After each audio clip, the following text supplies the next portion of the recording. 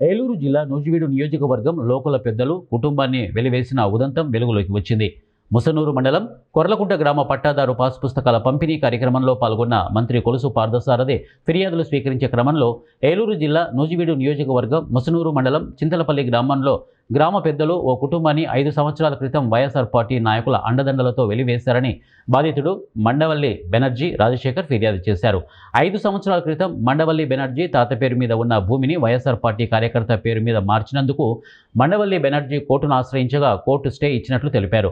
ఈ విషయం గురించి కుల పెద్దలు తమ మాట వినని పక్షంలో వారి కుటుంబాన్ని మరియు వారి కుటుంబానికి అండగా ఉండే కుటుంబాలను వెలివేస్తామని హెచ్చరించారని అన్నారు. ఇక వాపస్ తీసుకునే కారణంగా 5 సంవత్సరాల నుంచి తమ కుటుంబాన్ని మరియు రాజశేఖర్ కుటుంబాన్ని వెలివేశారని ఫిర్యాదులో పేర్కొన్నారు.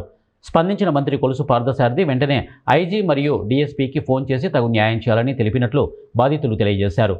ఈ విషయం గురించి స్పందించిన మంత్రి కొలుసు పార్థసారథి ఆదేశాల మేరకు ముసనూరు మండల తెలుగుదేశం పార్టీ అధ్యక్షుడు గద్దె రఘుబాబు ఆ కుటుంబ సభ్యులను వెంటనే తీసుకుని సబ్ కలెక్టర్ ఆఫీస్ వద్దకు వచ్చి ఫిర్యాదు చేశారు.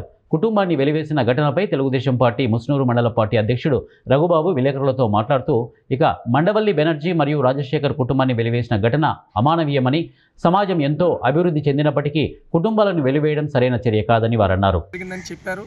నిన్న ప్రీతమ నేత మంత్రివర్యులు కొలుసు పార్థసారథి గారి దృష్టికి కొర్లకుంటలో తీసుకురాగా నిన్న ఐజీ గారికి చెప్పి ఐజీ గారితో మాట్లాడి ఇట్లా జరిగింది, దీని మీద చర్యలు తీసుకోమని ఐజీ గారు చెప్పడం, ఐజీ గారిని వీళ్ళని తీసుకెళ్ళి ఐజీ గారితో కలవటం, అక్కడ నుంచి డిఎస్పీ గారిని కలవటం, అలాగే సబ్ కలెక్టర్ గారిని కూడా కలవటం జరిగింది. ముఖ్యంగా మందపాటి బెనర్జీ గారు మరియు మారుమూడి రాజశేఖర్ గారు భూ వివాదం, అసలు ముందు భూ రెవెన్యూ వివాదం ఒక కోర్టు తీర్పు ఇచ్చింది, ఆ కోర్టు తీర్పుని ఇంప్లిమెంట్ చేయమని, అలాగే రాజశేఖర్ గారి భూ వివాదం తప్పు, రాజశేఖర్ గారిదా తప్ప అవతల తప్ప ముందు నలుగురు కూర్చుని రెవెన్యూ రికార్డులో ఏముంది, ఇవాళ ఇతను రెవెన్యూ రికార్డులో వీళ్ళ ఆస్తులు 100% వీళ్ళ నాన్నగారి పేరున ఉన్నాయి, వీళ్ళ తాతగారి పేరు ఉంటే వీళ్ళ తాతగారి నుంచి ఇంకో తాతగారి పేరు మన పేరుకి మారిపోయినాయి. అవి ఎలా మారిపోద్ది? ఒక ఎసెంట్ ల్యాండ్ అంత ఈజీగా డిఫార్మ్ ల్యాండ్ ఒరిజినల్ గ్రామస్తులు మా చేత సంతకం పెట్టమని మమ్మల్ని బెదిరించి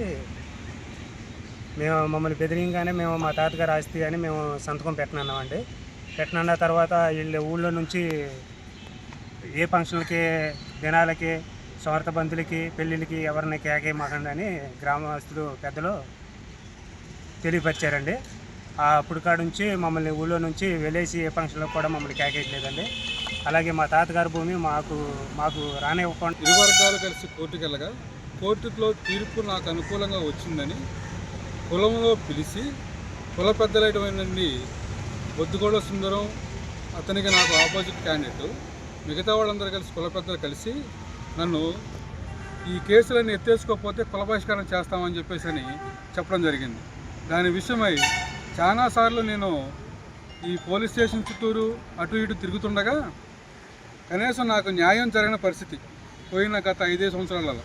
కానీ ఈసారి మన మంత్రి గారు వచ్చి దీని గురించి స్పందించి ఇది చేయటం మూర్ఖత్వం, దీని గురించి తగు న్యాయం చేయాలనే ఉద్దేశం కొద్దిగా డిఐజీ గారికి మన మంత్రి గారు సిఫార్సు చేయడం జరిగింది ఐజీ గారు తక్షణమే స్పందించి ఎస్పీ గారికి తెలియజేయడమైంది.